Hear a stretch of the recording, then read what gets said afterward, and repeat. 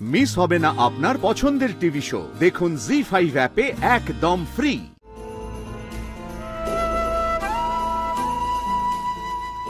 দাঁড়ান দাদা, একটু এগিয়ে আসুন।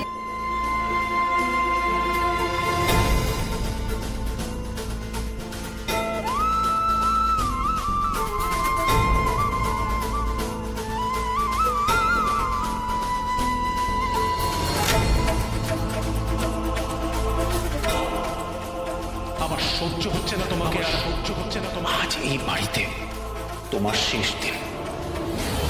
মাসিমণিকে ছেড়ে এসে মাসিমণির বড্ড কষ্ট হচ্ছে গো বাঘ মামা।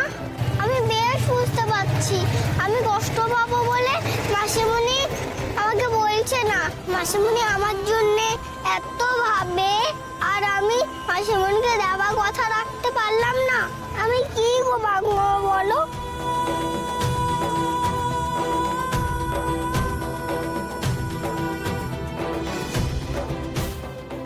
সব আমার জন্য হলো। ও মা দুর্গা, আমি ভুল করেছি। যত শাস্তি দেবে আমাকে দাও, মাসিমণিকে খুশি করে দাও। নিচে থেকে কোনো আওয়াজ আসছে না, মার গলাও পাচ্ছি না। কি হচ্ছে গিয়ে দেখি একবার। কোথায় যাচ্ছিস মানিক? মা, মা গায়ত্রী চলে গেছে। হ্যাঁ চলে গেছে। টাকা নিয়ে যায়নি তো। ও কোথাও যেতে চাইলে ও যাবে বা কি করে? ওহ মানিক, ওটা ওর চিন্তা, তোর চিন্তা না। তোকে ছেড়ে যখন অন্যের পেছনে গেছে তখন তো টাকার অভাব হয়নি, এখনো হবে না। ওকে নিয়ে আর চিন্তা করতে হবে না, বুঝলি? একটা খারাপ মেয়ে কোথাকার।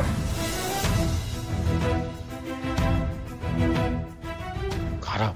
হ্যাঁ খারাপই তো। মা এই কথাটা বললো কেন? তবে কি ও মাকে সব বলে দিয়েছে? ওহ বাবা, এইবার আমি নাতি নাতনির মুখ দেখবো। ওই জগদ্দল পাথরের মতন আমার বুকের ওপর বসেছিল ওই বন্দা মেয়েটা। না মা না, ফুল সে বন্ধা নয়, গায়ত্রী সন্তান আছে। শোন না মানিক, আমি আজকে ভাবছি ওই উকিল ঠাকুরপো আছে না, ওনাকে সন্ধেবেলায় ডাকবো। তুইও থাকিস। শোন না, তোদের ওই ডিভোর্সের কাগজপত্র সব তৈরি করে কালকে না হয় গায়ত্রীকে পাঠিয়ে দেবো। তারপরে আমি তোর জন্য আবার একটা সুন্দর দেখে মেয়ে খুঁজবো। হ্যাঁ, এমন একটা মেয়ে খুঁজবো যে। তুমি থামবে? এই যে কথাগুলো তুমি আজকে বললে না, এইগুলো কোনোদিন আমার সামনে আর বলবে না। এরপরে যদি এই কথাগুলো তুমি আমাকে বলো তাহলে আমি এই বাড়ি থেকে বেরিয়ে যাবো, আর কোনোদিন ফিরে আসবো না। ও মা, এই আবার কি কথা? আমি যা বলার বলে দিয়েছি, এবার প্লিজ তোমরা যাও, যাও এখান থেকে। যাও যাও যাও।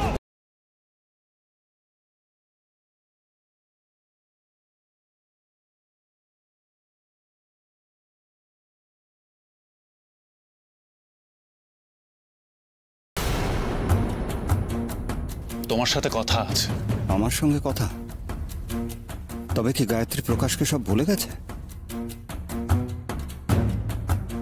আমি কোথাও যাচ্ছি না রে, দরজাটা বন্ধ করছি শুধু। বল কি বলবি বল। গতকাল রাতে তুমি আমার দরজার তলা দিয়ে একটা চিরকুট পাঠিয়েছিলে, লেখা ছিল কাল অষ্টমী। কেন পাঠিয়েছিলে? জি5 ডাউনলোড করুন আর সব এপিসোড দেখুন একদম ফ্রি।